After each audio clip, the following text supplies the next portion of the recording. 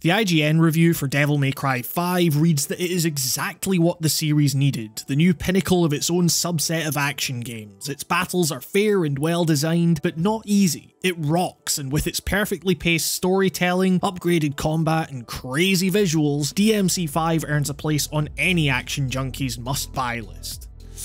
Had you there for a minute, didn't I? This is actually a mixture of IGN's reviews of both Devil May Cry 5 and 2013's DMC, one being perhaps the most hyped action game of the last decade, following the other, which is widely regarded as something of a series nadir, thanks to combat that was somehow both dumbed down and more convoluted than its predecessors, as well as a woeful story whose Banksy-level social commentary met with a far less playful portrayal of the series' mainstays that totally missed the mark. And critics, not just IGN, seemingly adored it when it came out. All of this is to say that Devil May Cry 5 has now been released to the exact kind of fanfare you'd expect from a game so hotly anticipated. But while critical reception has been almost universally praiseworthy, I'm far more curious to see how the long tail on this thing plays out from a community perspective. My own thoughts on this return to form, as someone who sucks at the games but dearly loves them regardless, are generally incredibly positive, but some of the game's finer points keep it from becoming my new favourite in the series at this stage, a title some have been quick to thrust upon it.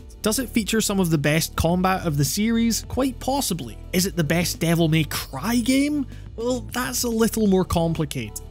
What can I say, Metal Gear Solid 5 has taught me to be wary of immeasurably hyped games with a V in the title. Come to think of it, both Devil May Cry and The Phantom Pain feature protagonists whose arms are torn off prior to the game's events and whose cybernetic prostheses offer a wide range of different abilities, including firing it off as a projectile. Oh no. In all seriousness though, where the similarities end and where DMC5 begins to shirk off the faux edginess and mopey demeanour of 2013's Dante is in its overall tone. Where that game basked in how important it thought it was, 5 returns to the grand series tradition of not giving a solitary shit about anything so self-aggrandizing. If it's a demon and it moves, it's fair game. The ashen bodies of those who died in the calamity, frozen as if they were found in Pompeii, aren't viewed as some tragic loss. Their remains are unceremoniously turned to dust as Nero excitedly tramples through them, merely a signifier that fun lies just ahead. Instead of mocking fans, our characters mock the confines of the game. When confronted with our first Nidhogg puzzle grinding things to a halt, as we watch Nero take the thing out, walk it over, then watch the cutscene where he puts the thing in the other thing, his response is a curt, "I should have probably just cut through that." In short, it does what the series has always done best, taking the demonic grandeur of the dark fantasy genre and treating it as needless self-seriousness. The bigger the ego, the funnier it'll be to undermine it. The more imposing the threat, the more fun these characters will have bringing it down to size. We like these characters because when the game feels so good to play, they reflect our desire to cut the pretense and get to the action. It's a far cry from the camera jittering about in order to zhuzh up a static conversation with Virgil about how Pepsi is trying to get in your mind, man. Here, the camera struggles to keep up with the chaos occurring on screen.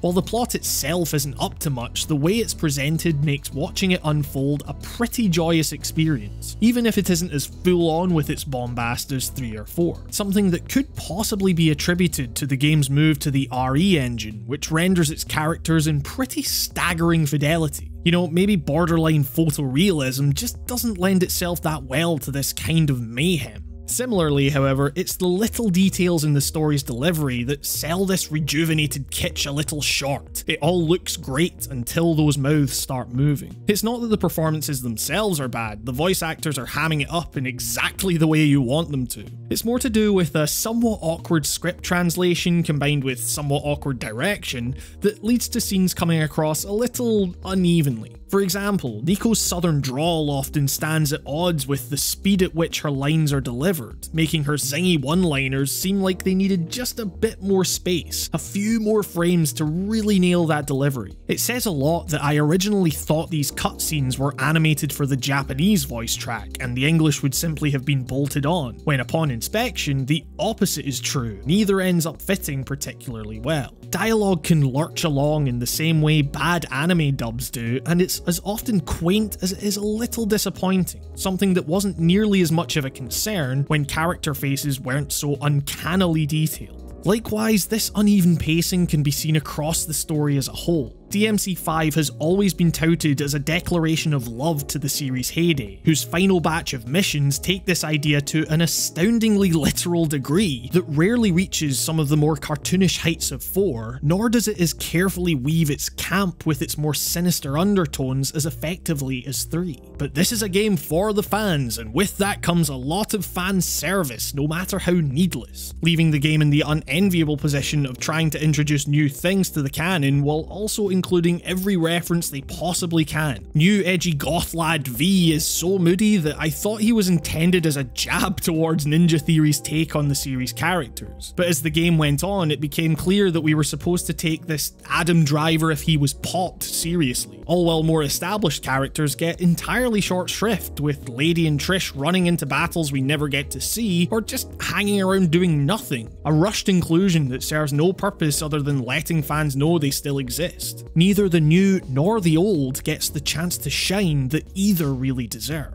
The same, however, cannot be said of 5's combat, where the vast majority of the dev team's attention clearly went. A case of knuckling down and ensuring that on a systemic level, this game would be the new gold standard of hack and slash design, through a careful process of iterating on what came before. That breadth of options available to players in any encounter, while managing to keep such options to 1 or 2 buttons rather than forcing players to remember massive, complicated inputs, testing rhythm over memory or dexterity, giving combat an altogether more primal, visceral feel than its contemporaries. The ever-punishing style meter turns every swing of the sword into a desperate game of decision making, as you balance the speed needed to sustain your attacks with the restraint required to vary them up, waiting that aching millisecond longer between strikes to activate a different combo string. 3 and 4 offered so many possibilities to the player that, for me, a decent chunk of their initial challenge came from overcoming legitimate option paralysis, and 5, with its further expansion of these characters' respective repertoires, is no different in that regard.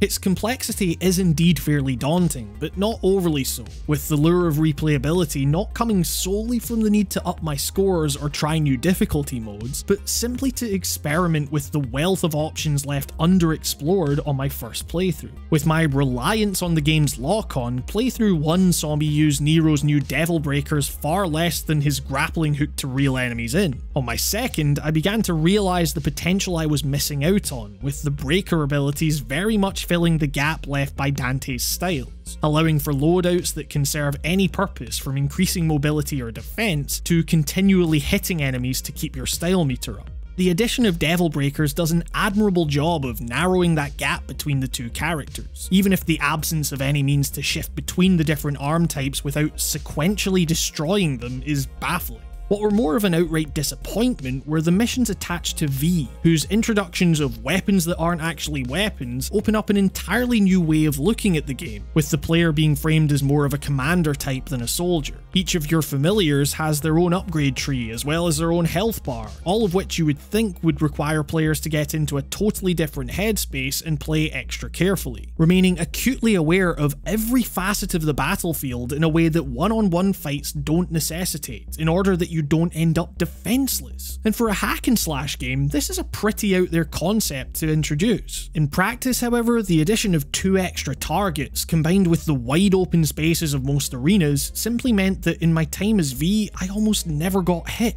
Downed comrades respawn so quickly that a scenario in which I was left without weapons was never a concern. Without spoiling anything, a later section in which previous bosses make a return saw V eviscerating in seconds what had taken Nero far more effort to do previously. For someone so relatively weedy, V is an absolute powerhouse. His missions are a bit like selecting easy mode, which is fine in theory. I've nothing against making the explosive spectacle the series is known for accessible to more players. It's just that for all the strategic potential V's missions dangle in front of the player, they were the few points where stepping back and mindlessly pulverizing the controller was a more effective strategy, yielded a far greater score than being mindful of my attacks up close and personal. V's distance from the action renders said action somewhat incoherent, while limiting what little precision you might end up needing. But for all that the new character fails to make much of an impact, we still have that old standby Dante, whose combat system remains so extensive, so finely tuned, so versatile, so goddamn delectable that I'm gasping just thinking of the words to use in order to describe it. The phrase that comes to mind is musicality. Like the other characters, you hammer on the melee button and pull off, letting a strike sustain for just the right amount of time before going in for the next hit. But here, you're carefully alternating gun and weapon combinations on the shoulder buttons in rhythm with your attacks to add some flair to your performance, all while simultaneously changing up your style on the fly with the D-pad to adapt to different situations. It's honestly akin to the coordination required in order to play an instrument, and fittingly for a game that treats Nero as an air-guitaring pseudo-rock star, Dante's combat is the real deal here. And it's this variance between the three styles that made me yearn for a mode in which any character could take on any level. Because honestly, outside of the one or two that make much use of Nero's grappling ability, there's not a whole lot about any environment that would necessitate one character's moveset over another. It's to the point that I think the level design generally will come to be seen as something of a mark against the game going forward. By the time Dante is introduced, the vibrancy of the game's earlier cityscapes has decayed into drab, demon-encrusted ruin. Our characters descend further into the same intestinal corridors time and time again, their funnel-like nature becoming more apparent the more you play. They do a good enough job of carrying you from one encounter to the next, but they lack the open-endedness and sense of geography seen in prior titles. That notion that you always have a pretty good idea of where you are, where you came from, and where you're going next. Even with the Clyfot in the distance guiding our heroes, it wasn't long before environments started to blur together a bit. And it was genuinely surprising to me, revisiting the older titles to gather footage, to find that this hasn't always been a series problem. See, one of the things that stuck out to me most about 3 in particular was just how frantic it all was from the get-go, and this was largely due to tight, claustrophobic spaces filled with incredibly persistent enemies contained within larger, explorable structures.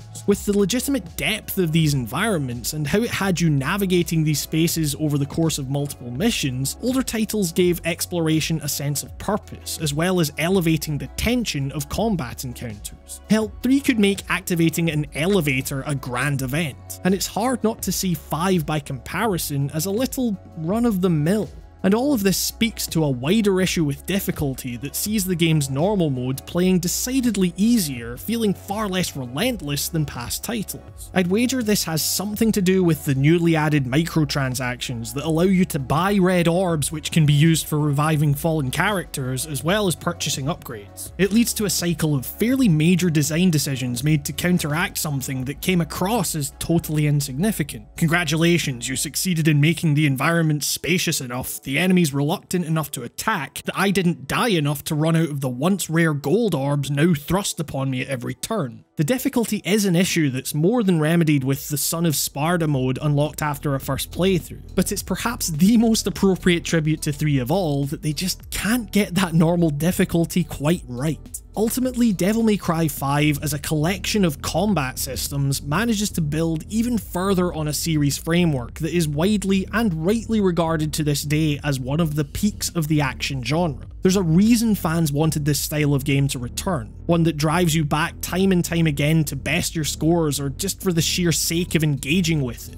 I just want to play some more now, it's that good, even if the framing of its mechanics, the level design and narrative, those things that do form an incredibly important part of the series' identity, can be more than a little lacking at points. It's almost at the stage where I could consider it my favourite of the series. Almost, but it's not quite there yet. That said, being only the second best Devil May Cry entry while still managing to be one of the best feeling hack and slashers I've ever played highlights how much of a blinding success this game clearly still is at meeting the gargantuan task that lay ahead of Itsuno and his team of bringing the series back into the limelight. Much like I experienced with the interconnectivity of Resident Evil 2's station design earlier this year, just thinking about the amount of effort, the minutiae, the logistical forethought that would need to go into ensuring all of these different parts work in tandem with one another sends terrifying shivers down my spine. What's more though, it appears like they genuinely enjoyed tackling this challenge head on, as evidenced by the previs cutscenes filmed to animate every scene, with the development team getting into their goofy costumes and jumping around. You can tell that at its core, DMC5 is driven by a pure, almost childlike mindset that reflects in the purity of its moment-to-moment gameplay.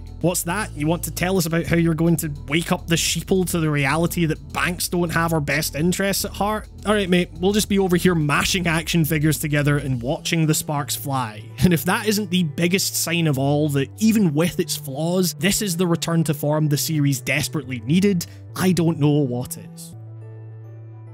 So I hope you enjoyed my piece on Devil May Cry 5. If you did, maybe you'd like to consider supporting the show directly on Patreon. I cannot emphasize enough just how much your generous pledges help in allowing me to keep up the work I'm doing. Thank you all so much. Special thanks go to Mark B. Writing, Rob, Nico Blakely, Sivas, Michael Wolf, Artyom Vitsyuk, Dallas Keen, Spencer I Rule It Games Geller, William Fielder, Ali Al Muhanna, Timothy Jones, Spike Jones, The Nameless Guy, Chris Wright, Ham Migas, Travis Bennett, Zach Casserly, Samuel Pickens, Tom Nash, Shardfire, Anna Pimentel, Jesse Ryan, Brandon Robinson, Justin's Holderness, Christian Kuhneman, Matthew Natchery, Nicholas Ross, and Charlie Yang. And with that, this has been another episode of Writing on Games. Thank you very much for watching, and I will see you next time.